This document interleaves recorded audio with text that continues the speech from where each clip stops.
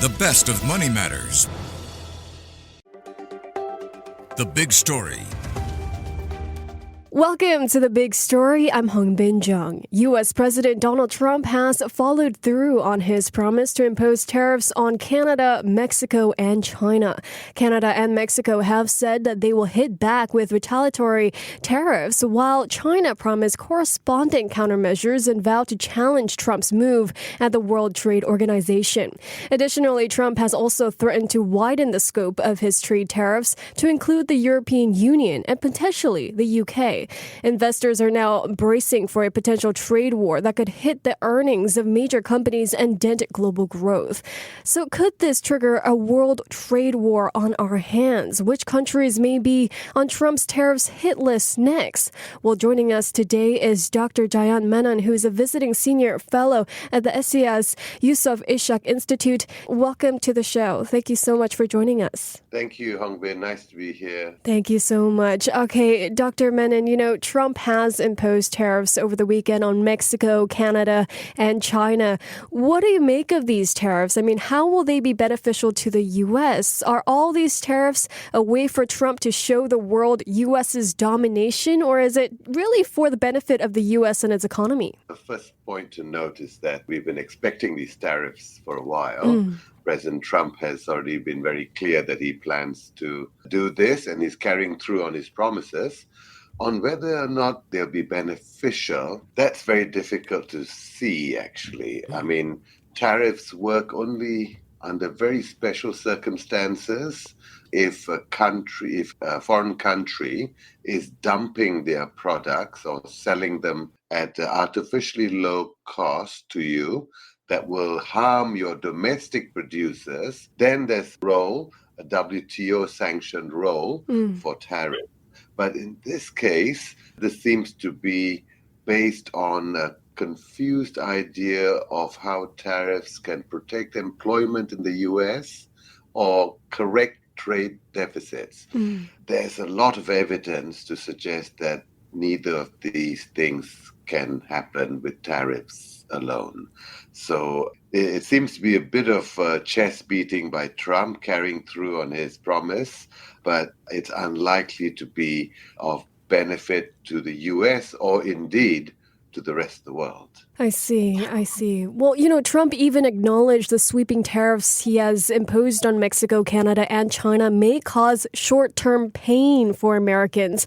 Why risk the short-term pain for Americans to impose these tariffs then? Right. So he's saying that, there'll be short-term pain and long-term benefits. So he's kind of beating this argument about dumping, right? Saying that, although that might not be his understanding, but that's how it might actually work, the short-term pain, long-term gain, right?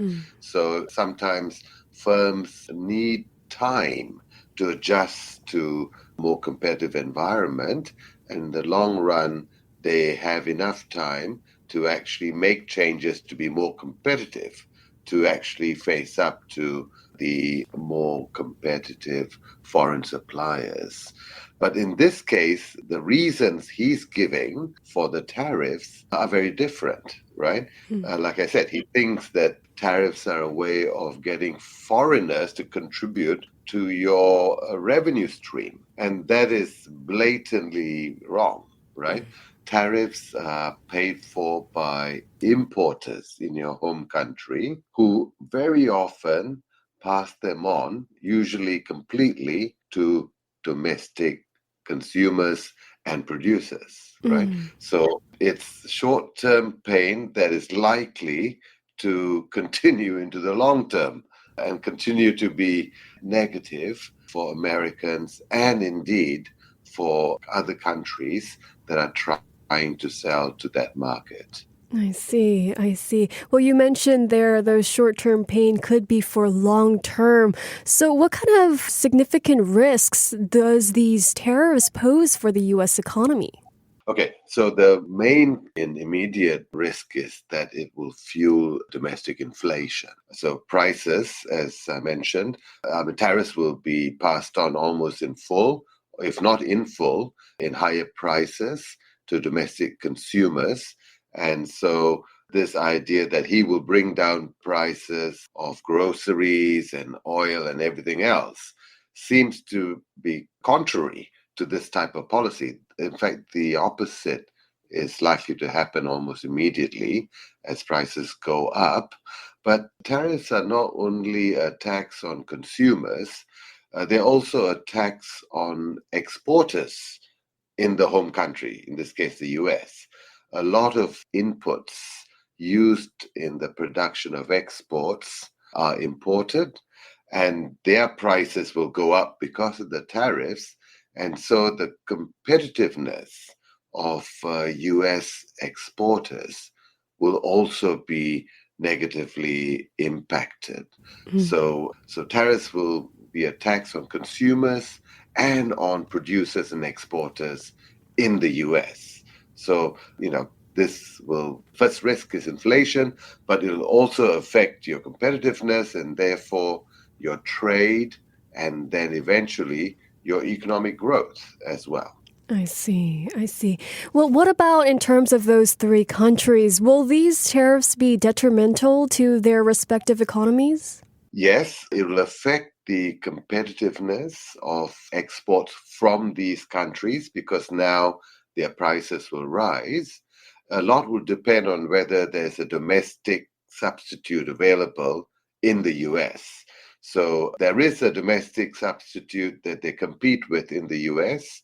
They might lose some of their sales to that domestic producer. But even if there isn't, prices going up will reduce the purchasing power of buyers in the US. So sales from these countries, export sales from these countries to the US will be reduced as a result of prices going up because there's simply less disposable income now to purchase these goods from these countries. So this is a classic case of a lose-lose situation where, the country imposing the tariff and the country subjected to it both end up losing. Right. Well, Dr. Menon, these tariffs have already sparked an immediate retaliation from all three countries. Mexico and Canada, they have vowed levies of their own, while China and Canada are seeking legal challenges. China has also promised corresponding countermeasures and vowed to challenge Trump's move at the World Trade Organization. But would such retaliation be enough for Trump to, reverse his imposed tariffs? I think just the retaliation may not be enough to get Trump to back down. We know that he likes to carry through and he likes a good fight. So that alone, I think, may not be sufficient. I think what might work to get him to rethink is firstly, the people around him whom he trusts, who advise him, especially his business colleague. We know that Elon Musk is a very close, confidant of his now, and he understands how businesses work. He relies a lot on China when it comes to Tesla and its inputs, and other businessmen as well, understand the workings of these types of things a lot better than Trump does, it seems, even though he claims to have been a successful businessman. But I think they are the ones that might change his mind. And also, if things start turning sour in the stock market, for instance, he puts a lot of credence on the stock market as a barometer of his performance and economic success. So if those sorts of things start going bad, then I think he might be forced to reconsider his position. But just the countermeasures or the retaliation may not be enough. In fact, it might gee him on to further increase tariffs because it's how, it's what you do when you get into a tit-for-tat trade war, right? Right. So hopefully it'll be his advisors and also these other indicators that he puts a lot of weight on. When they start turning bad, he will be forced to rethink these types of policies. Right, right. Well, Dr. Menon, are these tariffs the start of another trade war, you think? Will this, trade war be even more intense compared to the trade war between the U.S. and China we saw back during Trump's first presidency? Yes, I think there are differences this time around. As you already mentioned, we've seen very rapid retaliation from the three countries today already. And if you listen to the rhetoric, the responses, and the rhetoric, it certainly points to a greater possibility of a tit for tat trade war. We've heard this from Canada already, very strong words, and it's quite understandable. This is an unprovoked measure with no economic or any other basis. It's also illegitimate. As I said, it would not be sanctioned by the WTO. In fact, I can see these countries turning to the WTO to seek remedies. The problem, of course, is that the WTO's role and influence and power has been compromised mainly by the US. Its dispute settlement mechanism, which would hear such cases, is currently not working because the US hasn't been reappointing judges to the appellate body. And so there's no quorum for them to sit and make judgments. So in the past, the US has ignored, for instance, when Trump imposed those tariffs on iron and steel, and the WTO found them to be illegal, they were just ignored. Right. So there's very little sort of remedies available in this current climate where, globalization is under threat and multilateralism is being challenged. But I think with all those factors in play, the prospect of a global trade war is much higher this time. And we can see already how it can quickly get out of control in a tit-for-tat fashion, especially with Trump, who puts a lot of weight on, appearing strong and appearing as someone who will take the upper hand in a fight. So, yeah, it's not looking good, I'm afraid.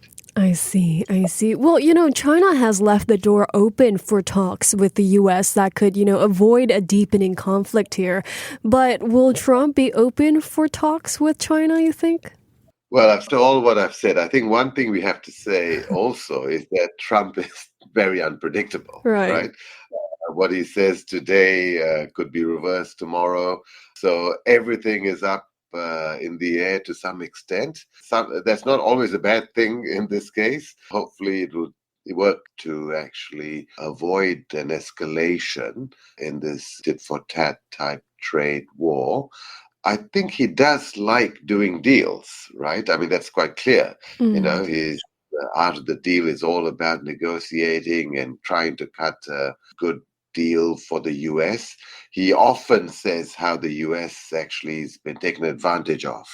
He feels that this has been the case with many of its allies and adversaries. And I think, he judges this quite wrongly by the size of the bilateral trade deficit. That's driven by a host of other factors, but he thinks that tariffs can correct them.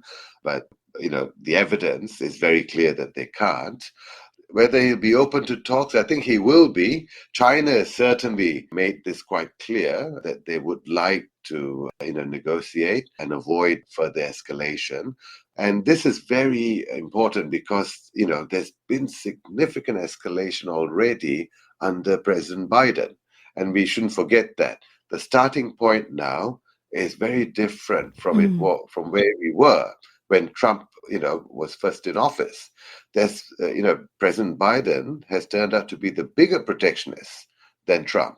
And he has escalated the trade war with China very significantly using much more pervasive and pernicious instruments. Tariffs are quite transparent and we can see what they are, we can measure them, we can actually work out their impacts.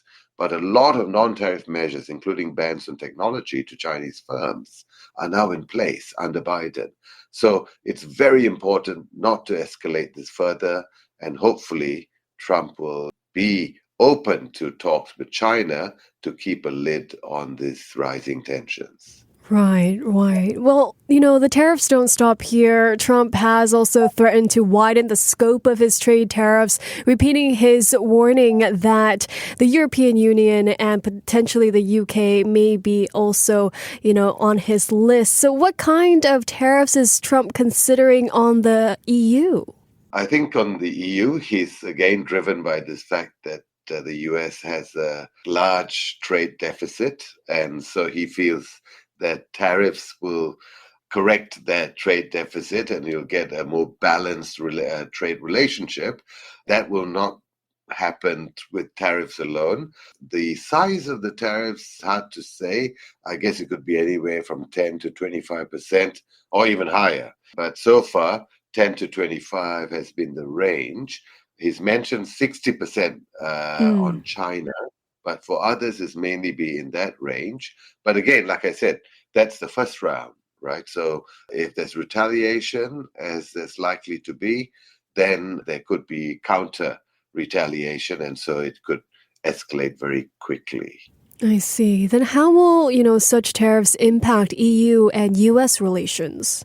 In terms of economic relations, it will simply worsen, right? So, like I said, it's a lose-lose outcome when it comes to tariffs, especially if there's retaliatory measures. So economic relationships will worsen.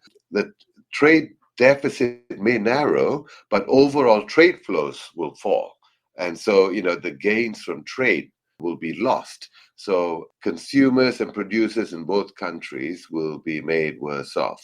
In terms of the broader relationship, I think, these are mostly allies. It'll vary country by country, but I think they can withstand this. They've already been through this with Trump 1.0, and they know, what he's all about.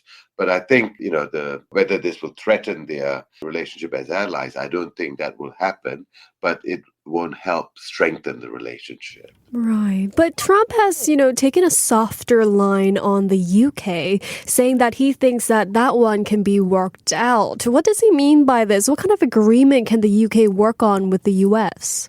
So Trump likes doing deals, as I said. He would like to engage the UK. They are also looking to do free trade deals, right? Because they're out of the EU. And so they need to go around signing free trade agreements to try and, restore market access in all their trading partners after having left the EU. So that's what I think is partly behind this. But also the UK is a very strong long-term ally of the US. So that might explain the slightly softer tone, if you like, between these two countries. So it's partly economic. Both parties are keen on negotiating trade deals. And it's also political or strategic because of the long, strong history of ties between these two countries. I see. Well, Dr. Menon, overall, then, do you see Trump continuing to impose tariffs on more countries? Which country could be next? Could Southeast Asia be affected as well? Unfortunately, I think this is only the start of a very sad tale of increasing tariffs on more and more countries. I think this is what he's made clear. He's even talked about an across-the-board tariff on all countries of 10% initially and maybe higher over time. Southeast Asia is also on the radar because a number of countries here have, large trade surpluses with the US. I'm sure he's looking at Vietnam. A lot of, reconfiguration of supply chains has taken place since the first Trump tariffs were imposed. And so a lot of China's trade surplus now is being reflected in the trade accounts of Southeast Asian countries as they've shifted their production bases to these countries. So those countries will be, I guess, targeted, and we'll have to see what he does. But hopefully, they won't retaliate because tariffs hurt yourself more than anyone else. So while it's understandable why countries feel the need to retaliate politically, from an economic point of view, they should try and resist because it only causes more harm when they do so. And hopefully Southeast Asia and many trade-dependent countries in Southeast Asia like Singapore, Malaysia, that are heavily dependent on, global trade and investment remaining open, will see the long-term benefits of not retaliating. I see. Well, Dr. Menon, after the flurry of tariffs on the weekend, shares of companies listed in Tokyo, Seoul, and Hong Kong all tumbled this morning.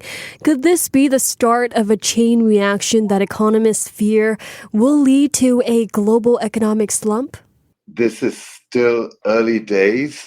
This is not a good sign, but I think we should wait and see how deeply this cuts into economic growth. I don't think we should get too carried away. We hope that this will not escalate into a tit-for-tat global trade war. There's been retaliation, but hopefully there won't be counter retaliation and an escalation. It will affect growth. There's no doubt about it. It'll cut into growth, but whether it will cut enough into growth to produce a slump or even a global recession, it's too early to tell. We hope it won't. We hope that common sense will prevail. And like I said, there's, every possibility that Trump will see that where this is heading and change course. It might take a while, but hopefully it'll happen sooner rather than later. So at this stage, I think we shouldn't panic. It's still too early, and hopefully this will just be a small reduction in global trade flows and growth, but nothing much more than that.